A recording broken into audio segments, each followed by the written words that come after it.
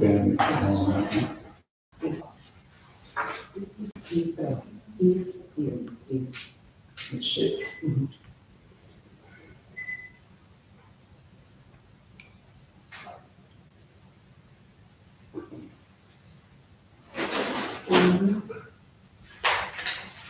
It's 5:30, I'm gonna call the regular meeting, October meeting to order. Everyone please stand for the pledge of allegiance. Allegiance to the flag of the United States of America and to the republic for which it stands, one nation, under God, indivisible, with liberty and justice for all. Yes.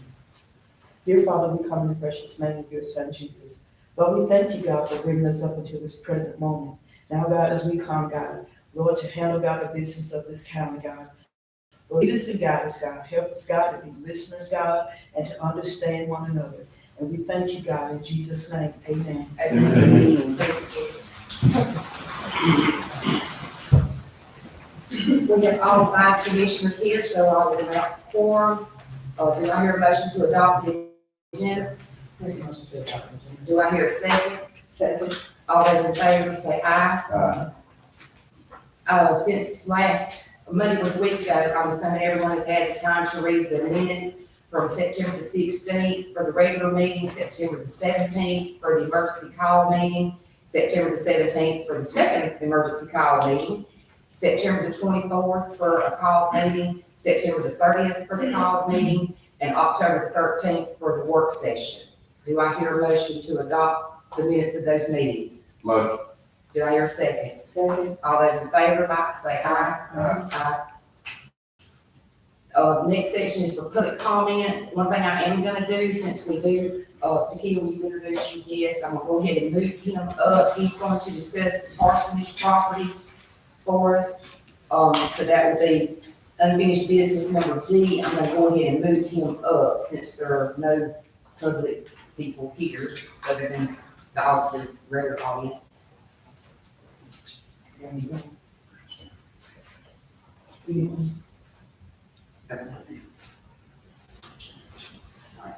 Mr. Charles Ray, will you go ahead and talk to us about our Parsonage Street property?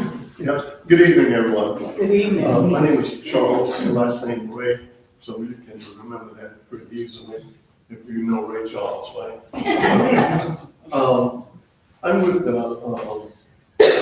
PPM Consultants. We are contracted for several of the regional commissions. Part of Georgia is one of those, and the purpose of the program that I'm going to speak to you about is the US EPA Brownfields program that provides funding to stimulate redevelopment, which started in 1996 as a pilot project, and during that time I was in local government and it was very beneficial for me.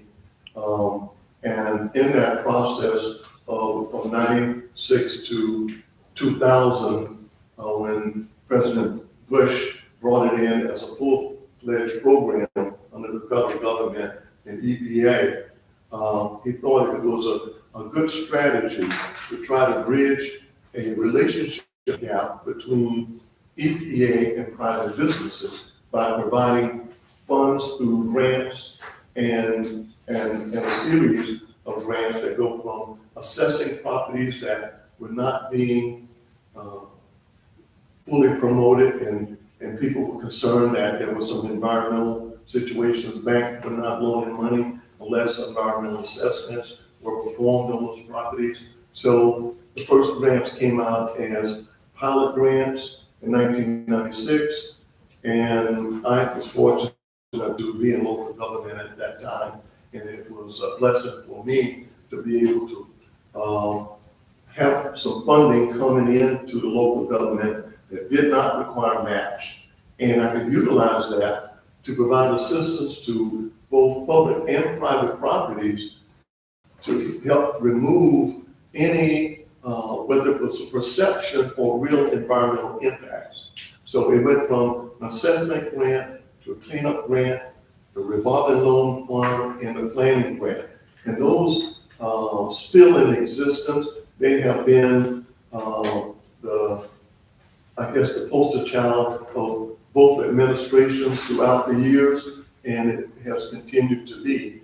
And so with the Heart of Georgia Regional Commission, identifying the fact that Southwest Georgia had received grants at 1.5 million, and a couple others in the region. And so attending the conferences realized that it's something that the membership in the Heart of Georgia's footprint could benefit. And so attending conferences and what have you, I find myself being invited to come and share information to you about what is available. The assessment grant requires no match. The cleanup grant, the same. Then if it goes into a revolving loan fund, what transpires there is that the local government can get a loan called a revolving loan fund. They can make loans to the private sector or not-for-profit to do cleanup, environmental cleanup of sites. And what EPA looks for is to get the principal back. So any earned income from, if it's a very friendly loan, there's 1.5% or 3% interest, or any type of preparation fee, that stays with the local governments that are providing the funding, but then the principal goes back to EPA. The program has saturated itself throughout the United States. My experience being with PPM, which is an environmental engineering firm, was a contractor for me early on, and when I retired from local government, I was asked to join PPM. Our corporate office is Monroe, Louisiana. We have 7 major offices within the United States, covering Region 4 and Region 6 of the federal government. And then we have another 7 service centers, so we can actually have a timely base for reaching local governments and also the client base. So my purpose is here this evening is to inform you that there is a program that is designed to stimulate redevelopment, whether it's soil, groundwater, buildings, dealing with asbestos, lead-based paint, or any of the things that is prohibiting properties from being redeveloped. And many times, banks would not loan those properties because, they say, hey, you need an assessment, and the person would say, well, what is that? Well, I don't have money for that. Well, in this case, the funds are available to provide assessments free through the grants on that property. So the banks can be satisfied because they can get either get a letter of no further action, or it says that property needs further environmental review. If so, then the grant will pay for further environmental review, which is a phase 1, which is a historical study, goes back 60 years. Phase 2 is where you actually go into the property, whether it's soil, groundwater, whatever, and you do testing. And you test to see whether there are environmental components that will become a real estate transaction. In that case, if there is on phase 2, then it goes to phase 3, where that is quantified, and from that point, they're saying, okay, here's where the property obtained in order to get that, because it's been identified where the environmental contamination is located, the nature of the contamination, and whether it's exterior or interior, or dealing with water, if that was a situation where there was surface water that a local government was concerned about. So any older buildings we don't have asbestos, lead-based paint, and all those things, Well, those things can be addressed through the brownfield funding. And so look at it as an economic development initiative, and there's funds that do not require a match. Early on it did, but then moved forward about, 10 years ago, not requiring a match on some of the grants. So the initial grant is an assessment, and Park Georgia is moving forward with that.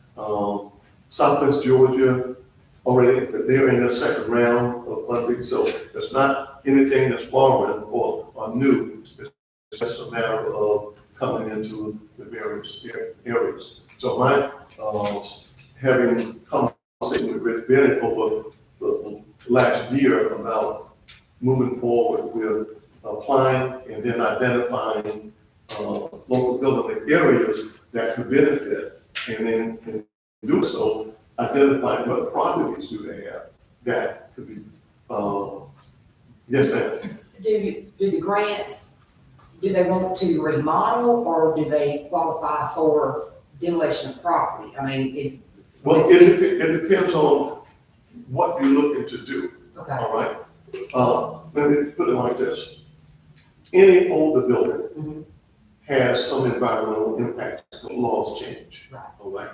So if it's gonna be redeveloped, you wanna know, all right? If it's gonna be demolished, you have to know, because you can't just demolish, yeah. And Right. so some things are primal to the air, some just go to the ground, but the grant deals with each of those. okay, And so, and like I'm saying, even from the standpoint, sometimes, the contamination will come from an off-site source. There's another property that, we'll call it groundwater or whatever, filters into one. But lenders are risk adverse. They want to know, and they want some protection. Investors are the same way. So it's an incentive to have an environmental assessment, at least in phase one, and then move into anything else that is required. But that's the first stage of the brownfields program. The next stage is the cleanup grant. All right. So if there's properties that have been found to have some level of contamination, whatever it is, then there's a cleanup grant. All right. And so you can't, in other words, don't just tell me I got a problem without giving me a solution, to address the problem. And so that's what has transpired over the years. So there's a cleanup grant. Then there's the revolving loan fund. Say, for instance, there are businesses, whether it's a for-profit or not-for-profit corporation that owns property, and they need to clean up their property. All right, they can't get a grant to clean up their property, but a local government or regional commission can get the revolving loan fund and provide funding at a very, very, very friendly term. And when I operated a program like that, my whole purpose was to see that property redeveloped. So I would do the revolving loan fund, lending at 1.5% interest, payment deferred 5 years, term 15 years. What my purpose is, I want to see the property get redeveloped. All right, I didn't want to negatively impact that organization's debt coverage ratio, because they need to have that to do something else with the banks or whatever. So it's a way to stimulate redevelopment. And fortunately, in a blessing, that it has been an element of each administration since 1996, from pilot project to this day. So we don't anticipate it going away. We anticipate it even getting better, because it creates jobs. It expands tax base in communities, highlights tax base. So, as I'm saying, it's an economic development initiative. Is your company offering to help us with these grants? Is that something the regional commission would have to Are you offering like consulting services like asbestos inspections or phase 1, phase 2? Yeah, we work through like the regional commission, the Heart of Georgia and so forth.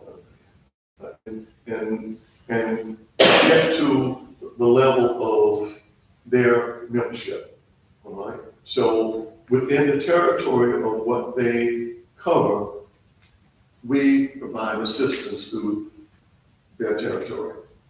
But our contract is with the Heart of Georgia.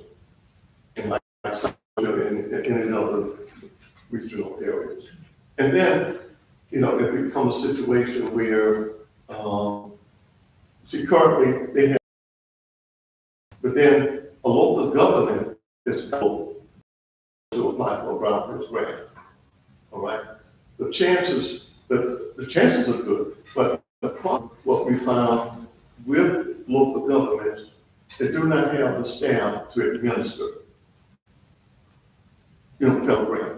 So that's why the regional commission serve in their capacity, not only to be able to manage, but to help, such as myself coming to speak to you, to say, this is how it works, and this is what can be done. So at the point, but it doesn't eliminate a local government for applying. Chances are demonstrating that you have everything in place to get into federal grant of that nature. That's where the competitiveness will, put you on the sideline. But when you have a regional commission that's getting the funding, and all you got to do is request it, the services, and they handle everything else.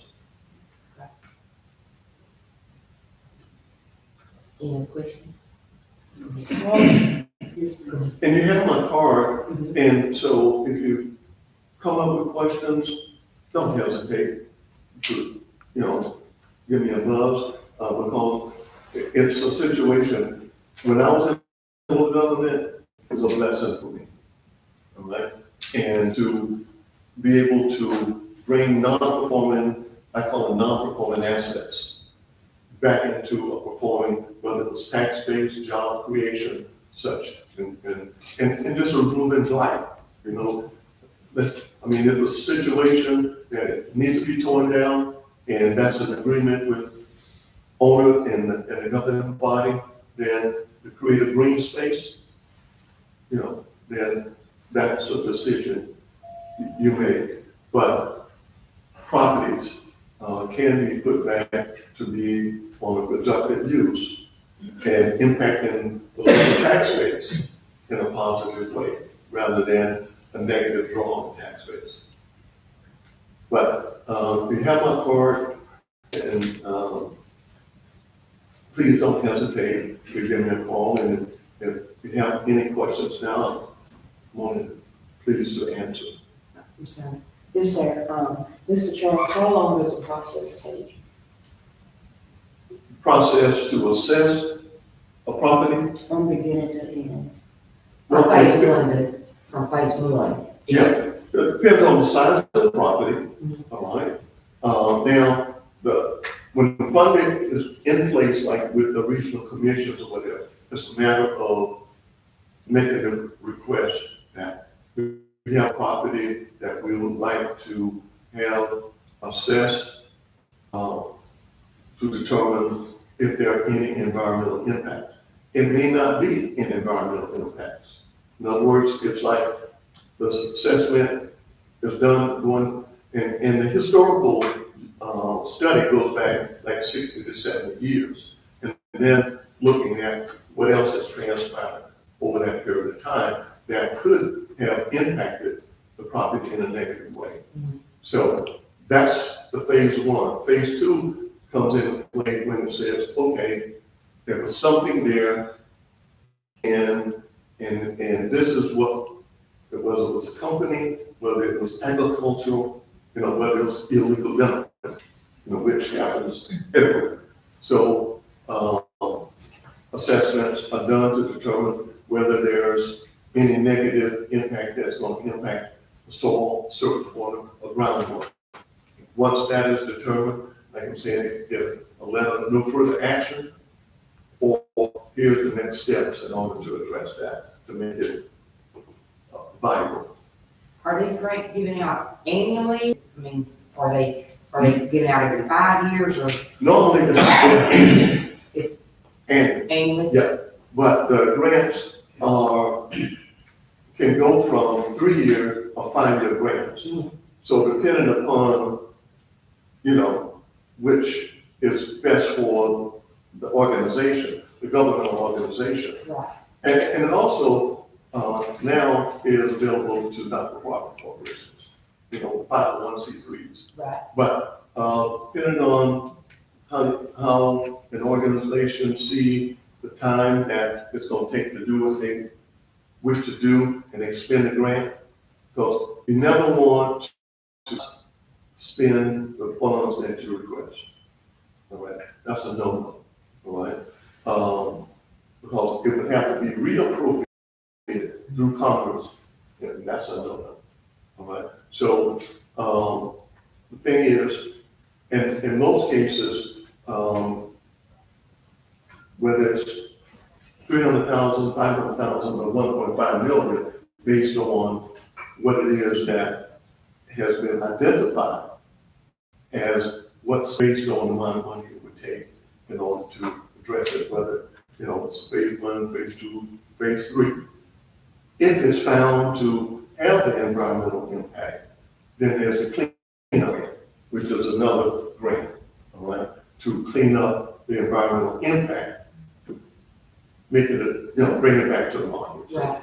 So do you know when the next deadline for the application, the grant applications are? Man, let me tell you, what's going on in Congress right now? That's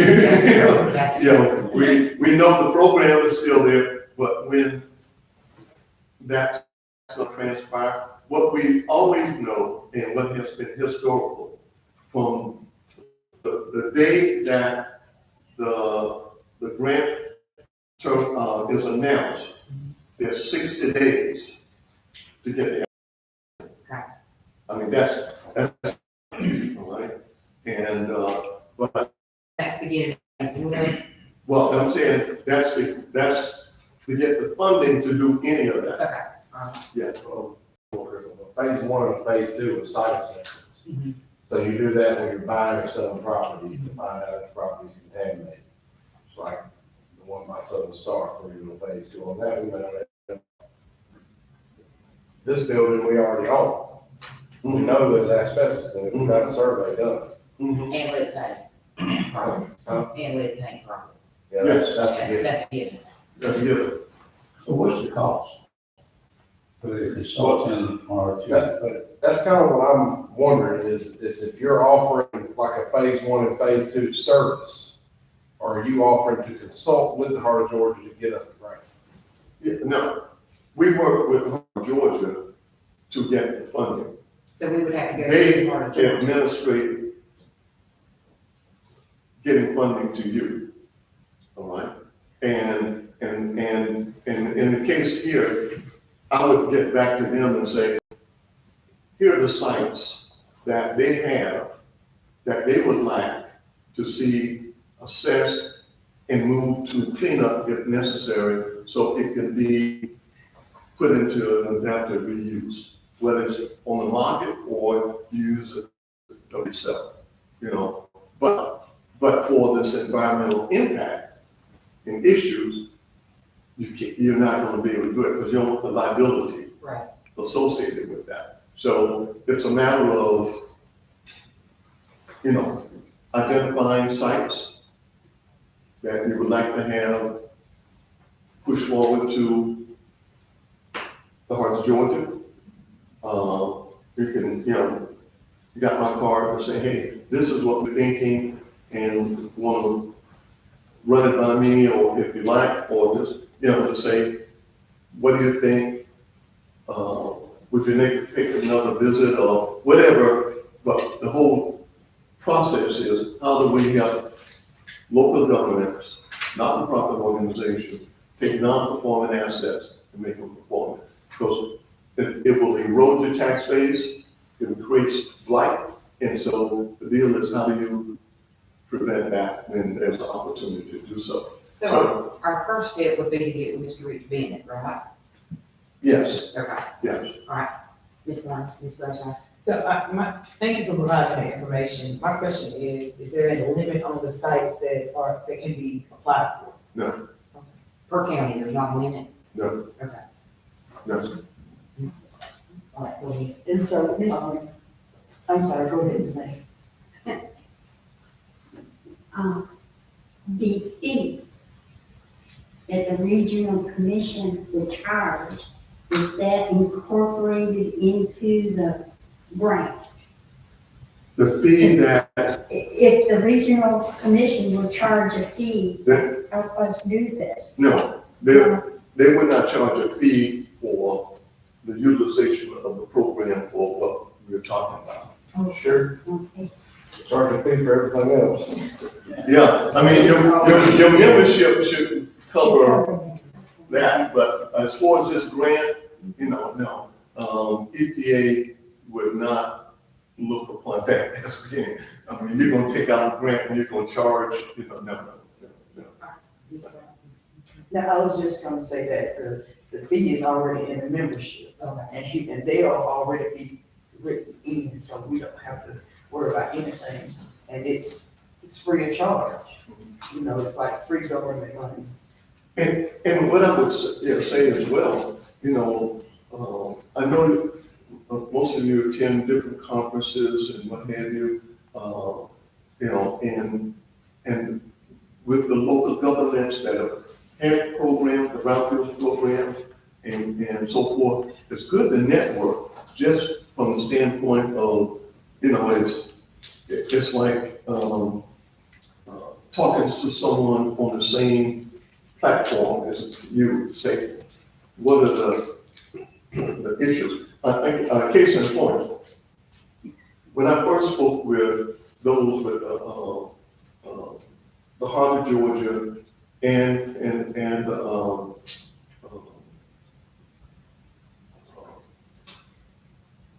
what is the anyway, it's a regional commission that really just received their first grant of 1.5 million. Shots don't receive on the other coast. Coastal, no, I'm sorry. Coastal. Coastal thing. Coastal received their first grant this last round, all right?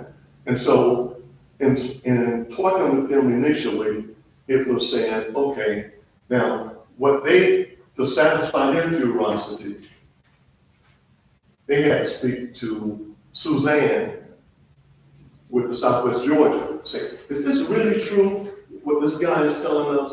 And Suzanne was in her second grant, she said, I'm telling you, it's real. But that's the networking, that takes place. Because you're in a network, and even from the standpoint of understanding how it works and being able to get with the Heart of Georgia and say, here's the sites that we have identified.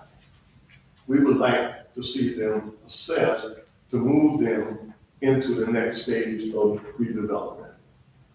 All right, your real estate offices and need to know.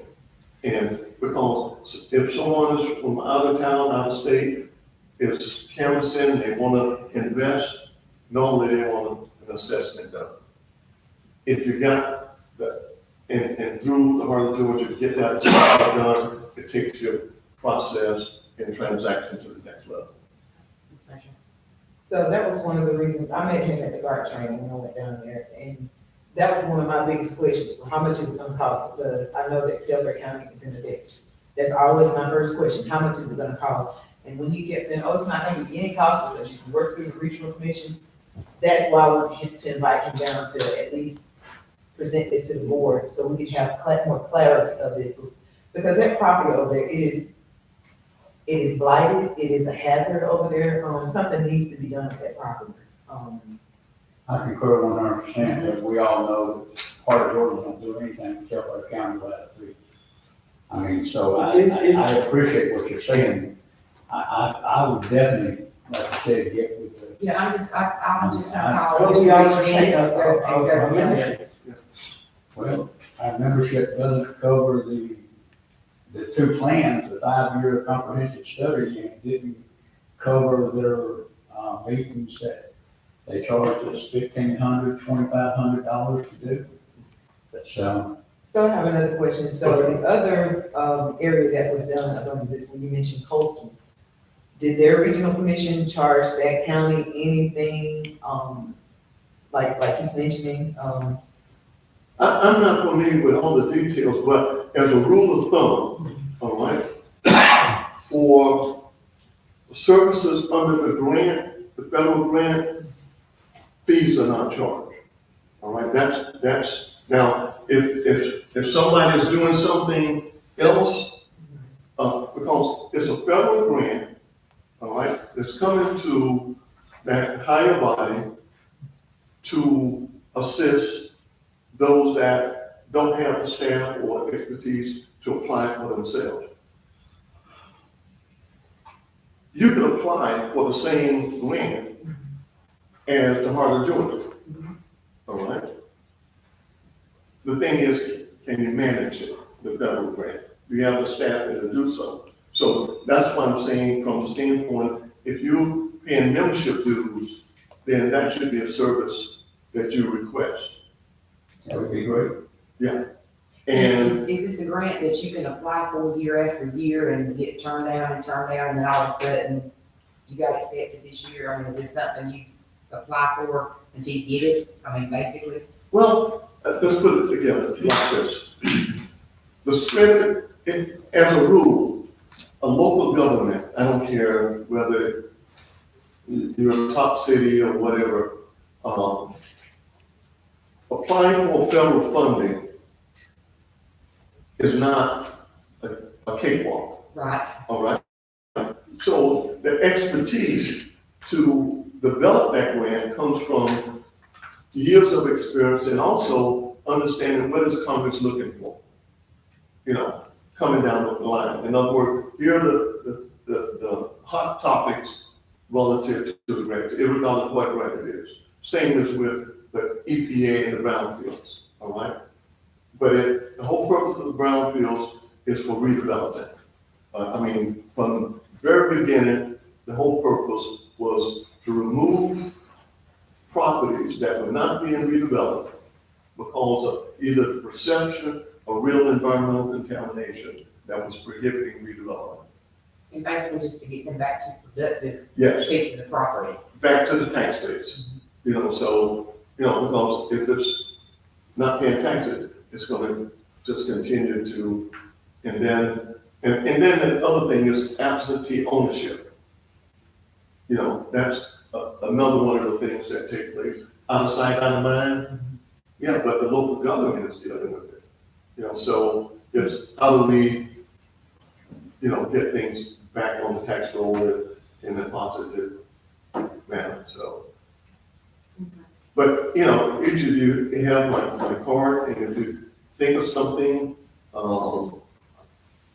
give me a buzz, and,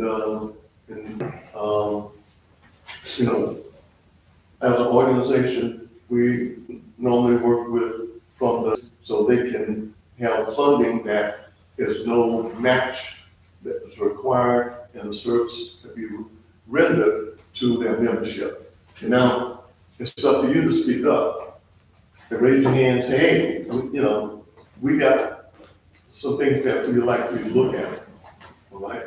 And so at that point, they will identify you as what they're looking for, and we have the technical people to come and address the area. Do phase one, if the phase one say phase two, do phase two, phase three, you know, so you'll know. And then there are properties, like I'm saying, there's no further action needed, but you got a document that certifies that, all right? And that's has a value in itself. Right, 'cause then it can go on the market. Yes, yeah. my last question. Once all the homework is done, and it's found out that, okay, yes, you can get this, and it's not gonna cost the county anything, what is the process of getting it started? What we, just go to the regional commission? Okay, let me make sure I understand the question. So just say, because everybody has questions and concerns about whether or not it's gonna be a cost to the county. Yeah. Once everybody does their due diligence and finds out, okay, it's not gonna be a cost to the county, we're not gonna have to pay the regional commission anything, what's the next step? Like, what do we do? Identify Those what properties, sites that you wanna have a study done, and then the first one is a phase one, and then if it needs a phase two, then it's a phase two, and then the phase three is to quantify what it takes to clean it up. But we would go to our, Mr. Rich Bennett for that, go talk to him about that. Yes, yes, yes.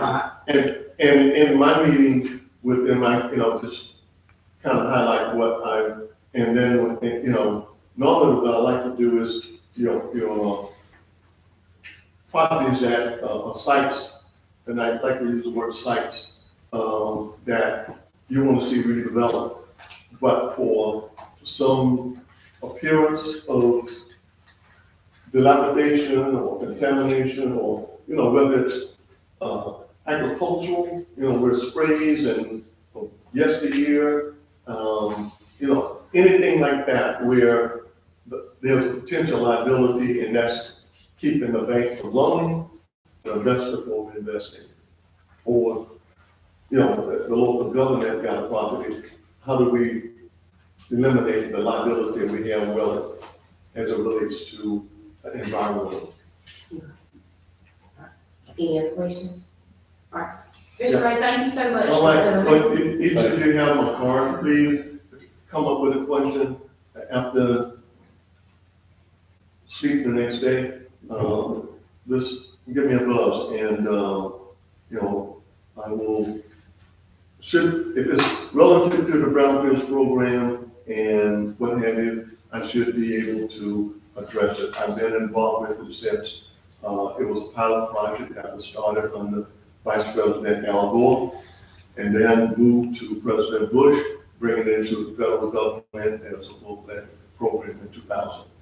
So, when I was in local government, I amassed like $6.7 million in Brownfields funding to do things that, if it had not been for the program, those properties and businesses would not have found the success. And the city's tax base was expanded tremendously.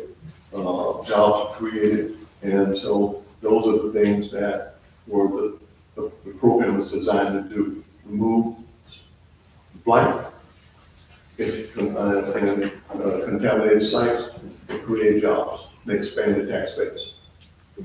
thank you so much, Mr. All Ray. right. Thank you. Thank you. Drive safe. Yes, sir. Drive safe.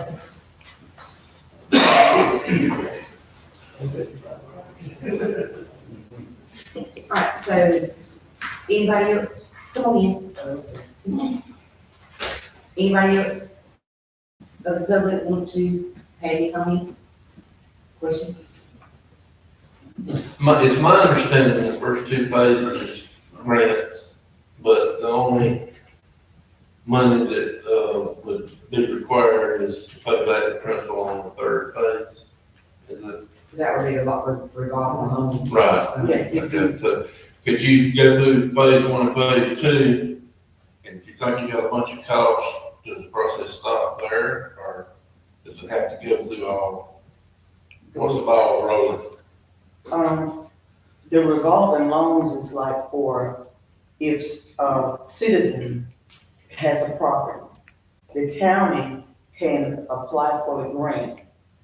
And then the money that has to be paid back by that citizen will Right. only be at a lower rate. But no money from us will have to be spent.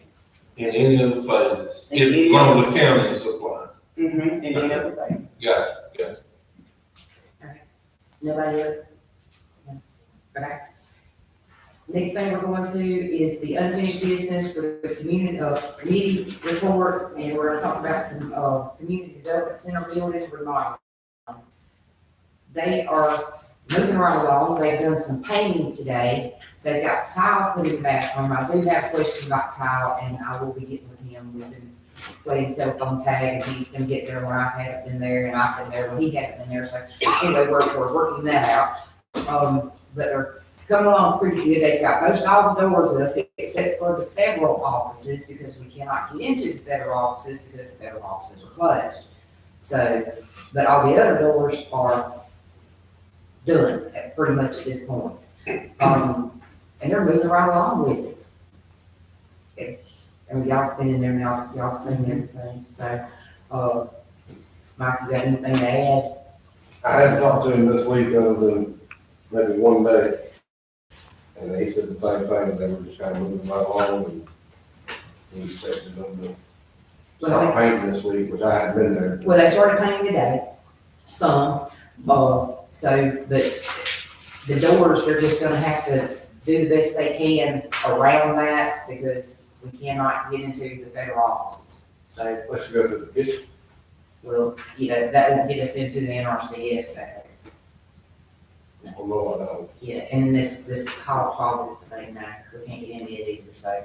Anyway, so we're just leaving all the federal doors as they are, and so they'll just have to work around that, and they just have to come back and redo that, do those. When they get to that point where they've done all of them, we should be able to maybe call Kendra or Cassie and see if they unlock the door when they put new ones. That'd be a good thought.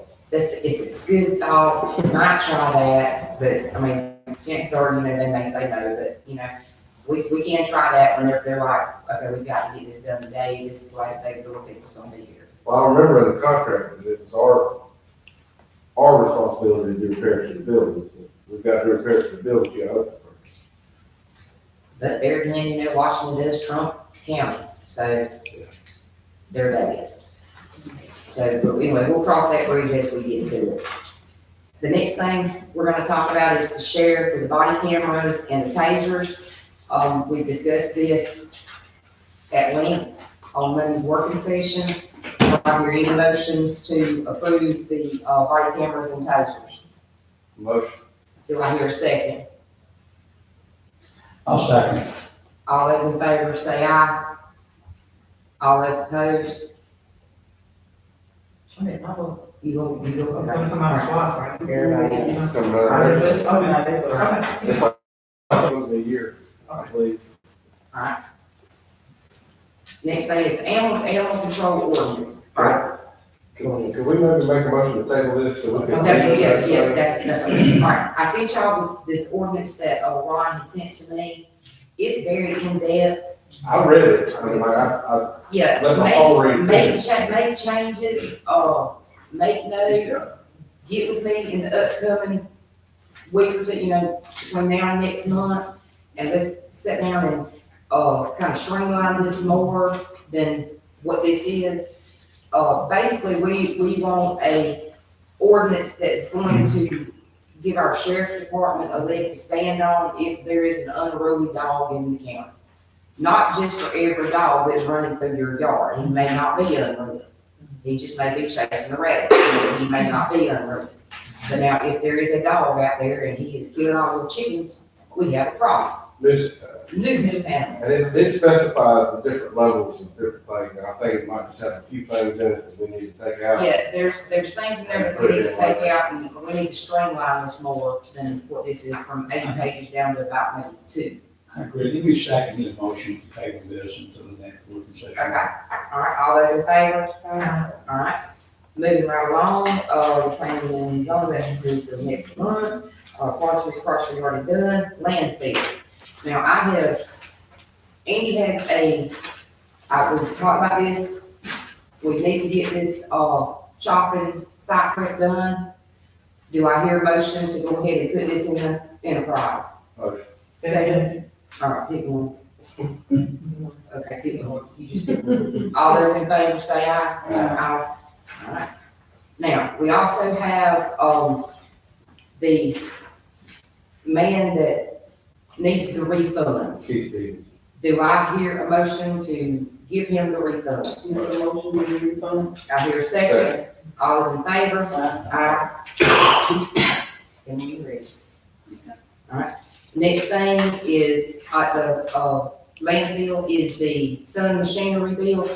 I did talk to Andy talked to the Sun Machinery people, and where it says, service rental, that's supposed to be service For their hours. / rental, so it's technically the service call, not for anything rental. Yeah, we don't have to So- do anything. So Read over it. this is actually the real invoice. Do I hear a motion? Go ahead and pay this. Second, Second. all right. All right. All those in favor, say aye. All right. Anything else, Andy, on your part? Yeah, The the, timber cut. timber cut. Can I ask a question on that red truck? Do we have an idea when that truck's gonna be back in service? 6 to 8 months. How long? I mean, 6 to 8 weeks is the wait on, I don't know why I said months. That's the wait on the cab. Once he orders the cab from Freightliner, it'll be 6 to 8 weeks to get that, and probably another 2 or 3 weeks to put it all together. So are we adequately servicing right now without it? We are to an extent. We're not getting off at 4 o'clock like we should be. One driver is running the one truck, our 2017 Peterbilt, the smaller side loader. It's down with the bearings going out of the packer. And this ain't got a packer to push in the back like most of the big trucks. It's got a paddle that swings like this to push the garbage back. We've got the parts in, but the work, we're not gonna be able to do. We're gonna have to get a quote on somebody. I'm thinking Carolina Environmental, because that paddle probably 1,000 pounds, you gotta press the bearing on top and bottom of it. It's not something we can do with an echo, because one of the bearings got to be pressed into the bottom of the truck before we put the paddle back in. I think we need to explore other options in Carolina Environmental, because they build trucks, and Open for suggestions. I'll get with some people to do those types of service calls. So, second. Ms. Gresham. I have a question, so, that would limit you being out with the individuals to go out and pick up the trash like they should. So, has anybody ever thought about us maybe like contracting with a different company, because if we're gonna pay all this money, You mean like contracting it out? yeah, just for, until we can get everything situated, like, because we spending too much money. I'm more or less be willing to entertain officers to contract it anyway. We did that. We did that, we lost a lot of money, Yeah. more than what we're spending. Yeah, So but that's we're the spending a lot of reason- money because of accidents, because of, Mechanical breakdown, all sorts of stuff. So a different option is, can we lease a truck for 60, 90 days? Is that, that's just thinking outside. That's possible if we get to that point, yeah. I never heard anybody leasing a garbage truck, but it could be. because then if we lease that, and then if one of the drivers have an accident, that's a truck that we have to buy.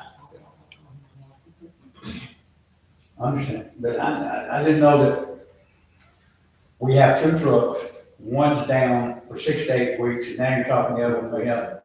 We have 3 trucks. So one down for 6 to 8 weeks, now you're talking about one needs major repair. Not major repair, but crucial repair, yeah. The one that's still going is the biggest truck, the Mack. Right. The mic's still going. I think, yeah, I'm trying to get you. I'm sure if you get into a major problem, you run it to the chairman. Right. Okay. The next thing that, we have to vote on is there's 22 acres of timber out there at the landfill that has some hurricane damage. It's not laying on the ground, it's leaning. So that's gonna inhibit its growth in the future, may even contribute to it dying and getting bugs, and then, you know, making the rest of the timber not merchantable. Do I hear a motion to put this 22 acres of timber up for sale for clear cut? And if we do clear cut it, then we can go ahead and replant it when we replant the rest of it. Motion. Do I hear a second? I have a question. Okay, good.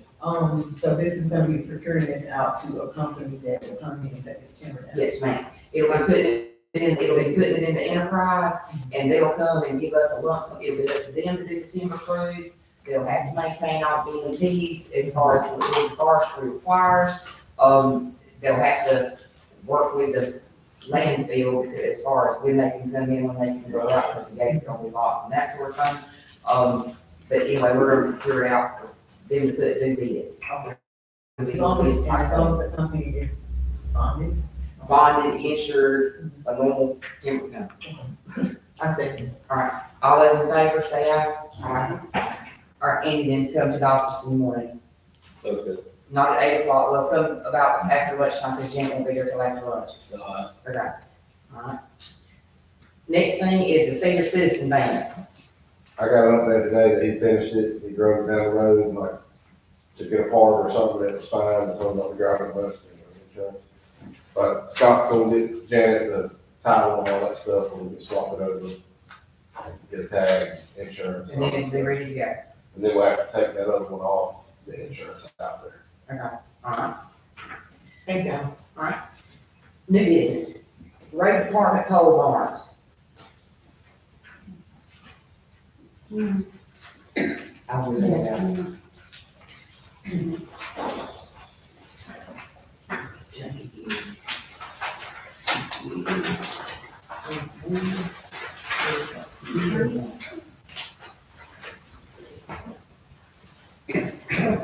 This goes in there. Is that one? There should be three on. The city hall? Three. Three? You just have to tell who they are and tell us who they are and what they're buying. Okay. The first estimate is from Diamond B Fabrication. The estimate is $56,173. The second estimate is from Bradley Steel. Sorry, I'm trying to do math. Is this the total?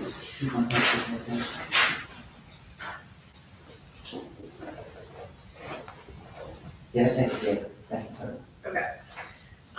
The total estimate is $99,850.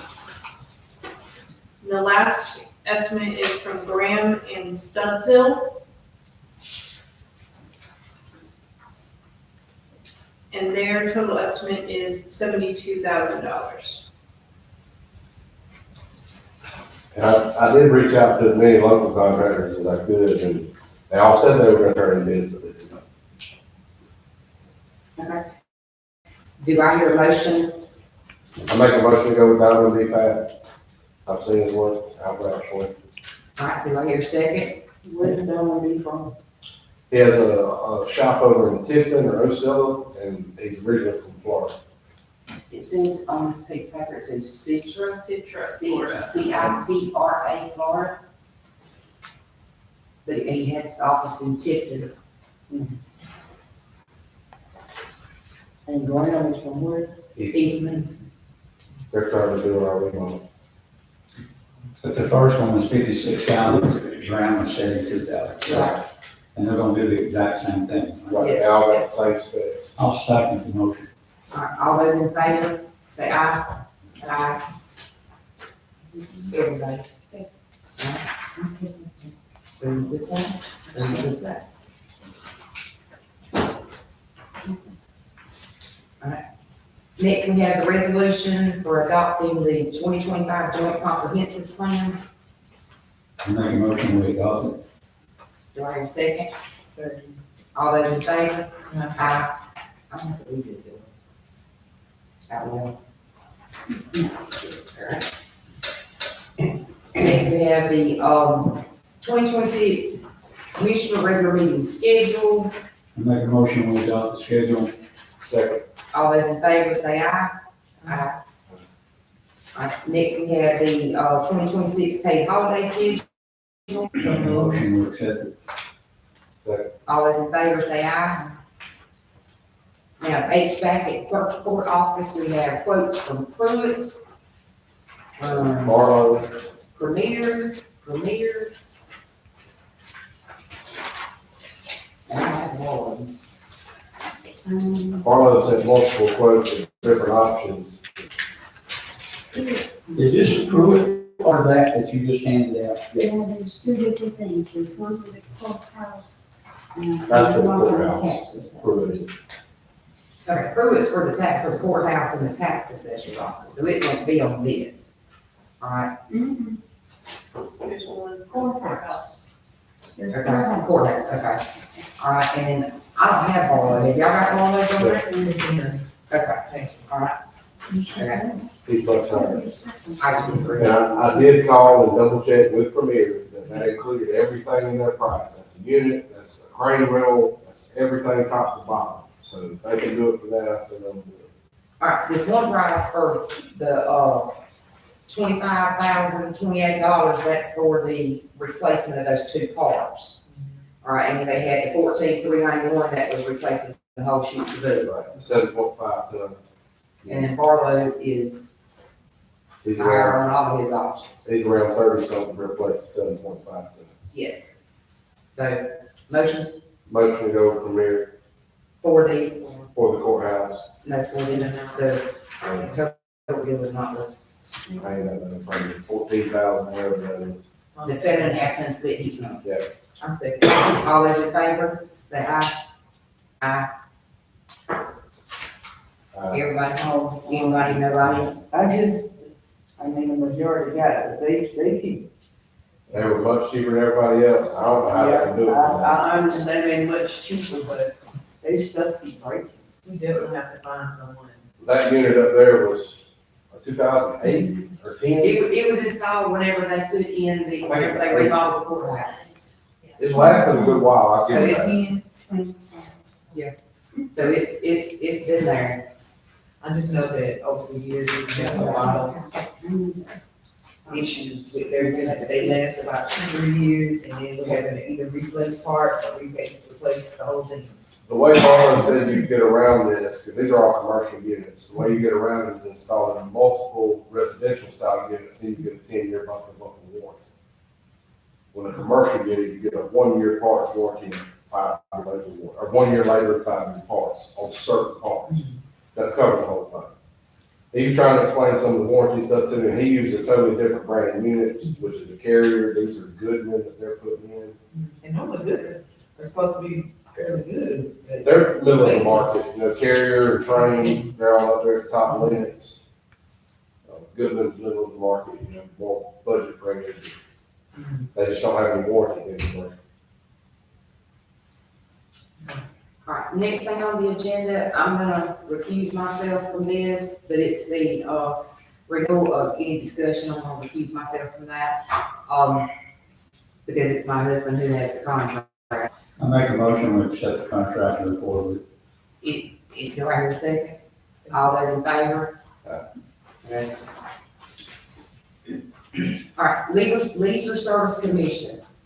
All right, I have spoken a month or two ago with Mr. Ernie Rogers about the upcoming, offices that are going to expire as of December the 31st of 2025. We currently have 9 members on the board, at the Leisure Service Commission. We had talked about it at the working session, to possibly getting Ron to redraft this and reducing it down to like a 5-member board. Do I hear a motion to go forward with that revision of the, resolution and ordinance for the rec department? And make it a board instead of a commission? I would make a motion to do that, as long as, it all gets rewritten to a 5-member board. And like Ms. Nancy said, a board instead of a commission. Okay. All right, and are we going to have the board, like we are in different districts, are we going to try to appoint a board member for each district? Go ahead. can it be 6? Because you're gonna have someone that's gonna be chairing over that board. Well, they could do it like we do. That's the same as we do. But then that leaves someone not representing their district. I don't know if the districts truly matter, as long as they're in county and they're willing to participate and they're gonna be involved, that's all they need for me. Because districts are just a line, and Yeah, as long as they're active. there may be 3 people from one district that'll be really, really good on it. I don't want to tie them to a line. Yeah, I do understand what y'all saying about splitting. I'm not really concerned about having one person per district because of what you're saying right there. But when we talk about making this a 5-member board and doing it effective if I look at this, you got 4 members that's coming off, if I'm right, I'm reading it right. You got 4 members coming off 12/31/2025.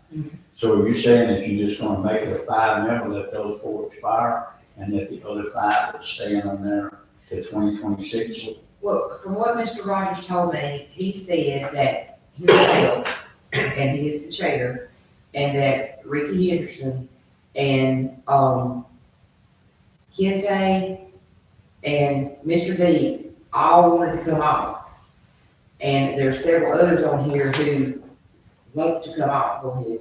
So how are you gonna change their expiration dates or the board member dates? Because it is staggered. Yeah. Well, it'd be the same way as every elections board, we put, some of them would expire in 3 years and the others would expire in. I think with starting a new board like this, that you start completely over, and the ones that are on there, we should be back on it, they just put in application. Right. And that's basically what we would do, like we're doing with the other boards, we're taking applications. Except for me, I was appointed. And if you wanted to be back on there, I guess you could put in an application. I don't know how that would work, that'd be a wrong, because it was supposed to be a 2-year term of office, I think is how it's worded on. All right, but I have a motion, you made a motion to go ahead and get with Ron and bring this down to a 5-member board and redo the ordinance and the resolution. Go ahead. As far as the commissioners that were appointed, then we're just appointed for that time. Now, if another commissioner wants to go on, then that's different.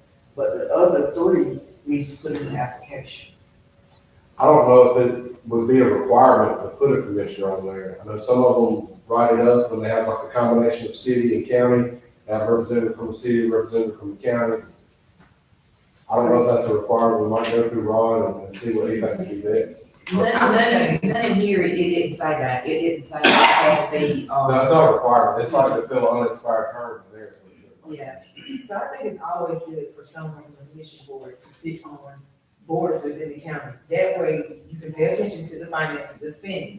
When you're not on the board and you don't have people that's coming to the meeting to relay what they're doing in their department, you have no clue what's going on until it's time for, audits and stuff like that. I agree, the only reason that I don't agree with that is because you're over the money to give it to the board, then you're over the money on the board again, so it's. Well, see, that was just like the reason why we no longer have the director that we have, because there was no oversight over it. We didn't know what was being spent. And maybe that So could be now that you something. have an elected official on there, they see what's being spent through there, making sure, because I'm honest with you, I had concerns back. Well, maybe some of the boards could deserve some oversight, you know, development authority, different things. Oh, I agree. Assign a commissioner to each one, or whatever I it is. agree. And then you wouldn't have to be on the board, you wouldn't have to mess with the money, you'd just be there to observe if you needed to. I'm fine with that. And I think that's what Ms. Bradshaw was saying about that 6th person, being on there. We don't, because we can't vote, but we can sit here and we can know what's going on. And about the development authority, they did pass a law that they have to have training in order to serve on that. They have to have training. So I have a motion to redo it to 5. Let's leave it at that one motion right there. And let's let Ron write something up, and let's see what it looks like. Right. You know, Do we I don't have a to second? adopt it. I'll make a second. All those in favor say aye. Aye. Huh? No, because I think it should be a city. Okay. All right. We'll see what Ron says, which would be best. All right, next thing we have is the resolution for the safety coordinator. I make a motion to adopt that resolution. A second. All those in favor say aye. All right, but that's really not what we're doing, but we're appointing Someone to that. someone to be safety coordinator because we don't have a safety coordinator at this point. Well, I make a motion to appoint our EMA director as that safety coordinator. EMS/fire coordinator. We don't have a training yet. He doesn't have training. We can stand in on type. It'd have to be one of us temporarily. One For of the us. chair temporarily until we can get them certified. So, wait a minute, I thought that this resolution we were talking about adopting specifically says that Mike Kramer's name is the Tiffin County Safety Program. That's, Oh, you already got it. You're ready in here? I put his name in because he's been through the class. Four of us in different class. Yeah, all four of us have been to the class. Pick one. I just gotta change the name. Well, since you already have his name on there, I make a motion for Mike to be the safety coordinator until we can appoint someone to get, second. All those in favor say aye.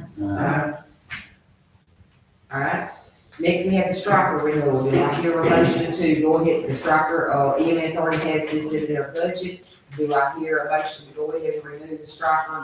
someone. Do I hear a second? All those in favor say aye. All right.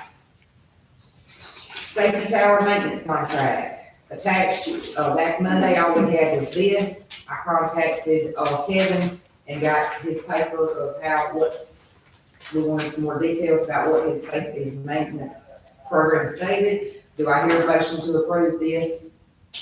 I make a motion to approve What budget? Coming out of what budget? Where's the money from? Jen, General. Splash. one of my things. I'm lost on this. I was asking, what budget is it coming out of? And I asked her to come out of SPOS, so she said it can come out of 2019 I have SPOS. that for you.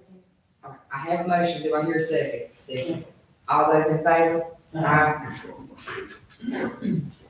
All right, proclamation for the Head Start Awareness Month. Make a motion. Second. All those in favor? Aye. All right, this is one that gets, all right, which one is it? This one?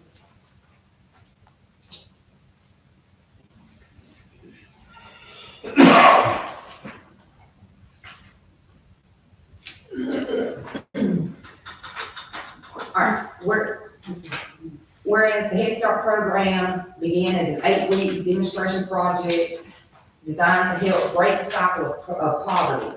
It provided preschool children from low-income families with a comprehensive program to meet their emotional, social, health, nutritional, and educational needs.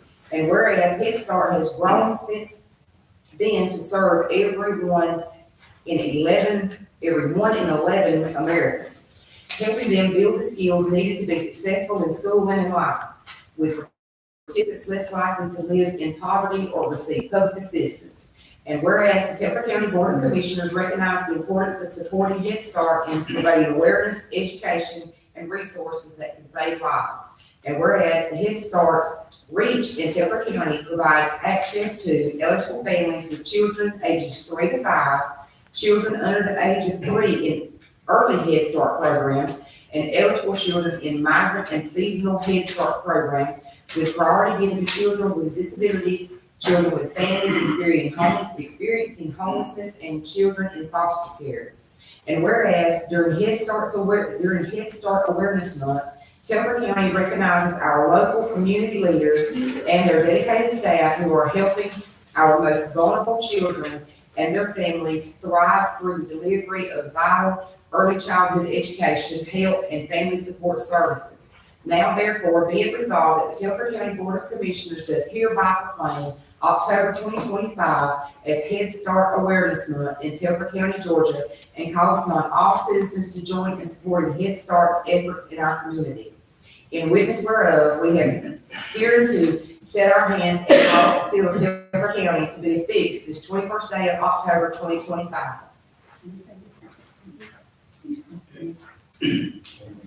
Louis. Who seconded it?